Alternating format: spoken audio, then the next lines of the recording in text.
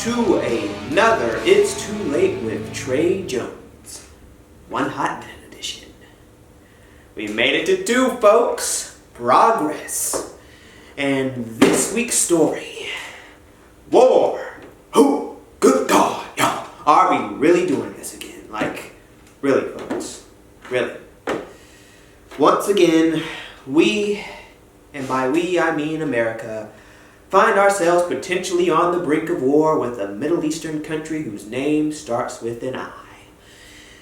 You know, if we were going to bring something from 2003 back, can't it be these Teen Titans? Really? Well, we find out what happened with terror. And speaking of terror, the one thing keeping us from World War III, you ask?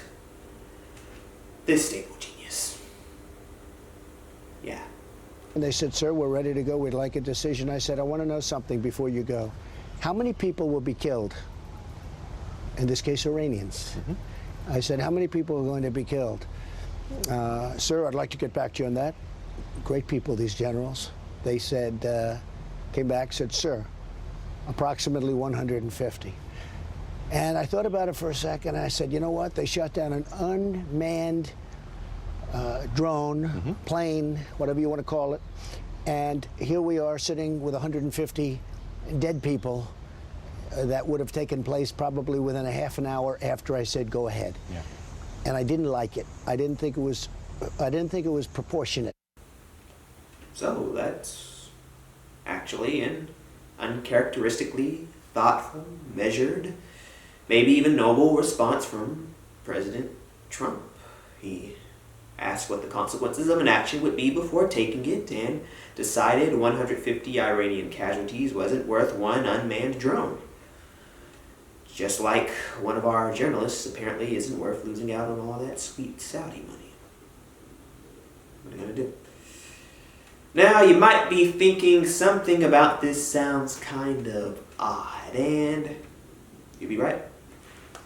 There are still parts of this that don't quite add up in the sense that the president says he asked the generals how many people are likely to die here, and they said, we'll get back to you, and then came back to him.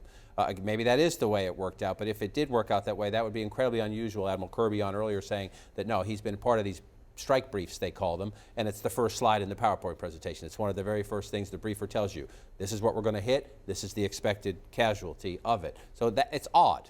He's suggesting there that he ordered a strike without knowing what the consequences of that strike were going to be, which is kind of striking and probably runs counter to what the military typically does, as Admiral Kirby highlighted earlier in the program. Yeah, that sounds about right. Still, props to the president for not ordering the death of 150 people and most likely plunging us into another lengthy war in the Middle East. Yet. And speaking of president, we now got over 24 Democrats hoping to become the next one themselves. 20 of them divided into 2 nights just competed to see who can care the most about human suffering. Personally, I'm just glad they can all agree that denying kids soap and toothpaste and a decent bed to sleep on is pretty freaking messed up. You wouldn't think that would be a point of contention, but welcome to 2019. Oh, and speaking of which, Spanish off, yo! Necesitamos incluir cada persona en el éxito de esta economía. Pero si queremos hacer eso, necesitamos incluir cada persona en nuestra democracia. Cada votante necesitamos la representación y cada voz necesitamos escuchar. La situación ahora es inaceptable. Este presidente ha atacado, ha demonizado los inmigrantes. Es inaceptable y voy a cambiar este. Congresista O'Rourke, ¿qué haría usted en el primer día, si usted es presidente, sobre esta realidad que está ocurriendo? What would you do, Congressman, day one at the White House? Vamos a tratar cada persona con el respeto y dignidad que merecen como humanos. Does that actually work? Like, are Latino and Latina viewers actually impressed by gringos randomly dropping in some Espanol? Because quiero impresionarte también, eh? Now, if you ask me, Night 2 was highlighted by a commanding performance by Mayor of South Bend, Indiana, Pete Buttigieg, the anti-Trump as some have taken to calling him, aka Learned. Say hello and good evening, buenas noches to Mayor Buttigieg. Buenas noches, gracias de invitarnos. Gusto en verlo, caballero. Bien.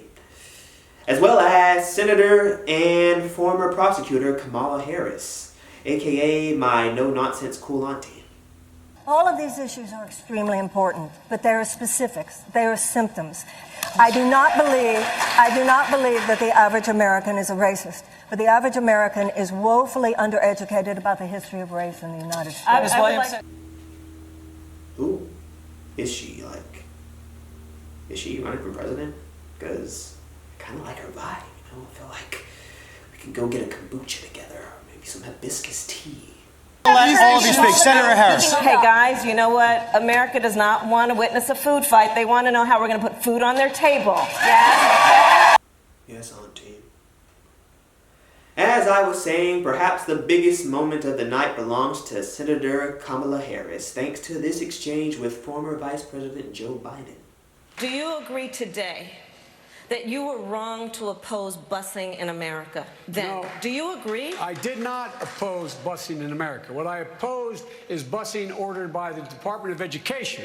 That's what I opposed. Well, I there did was not a oppose. failure of states to integrate No, public but- schools in America. I was part of the second class to integrate Berkeley, California public schools almost 2 decades after Brown v. Board of Education. Because your city council made that decision. It was a So local that's decision. where the federal government must step No, in. the That's why federal we have the government Voting must Rights Act and the Civil Rights Act. That's why we need to pass the Equality Act.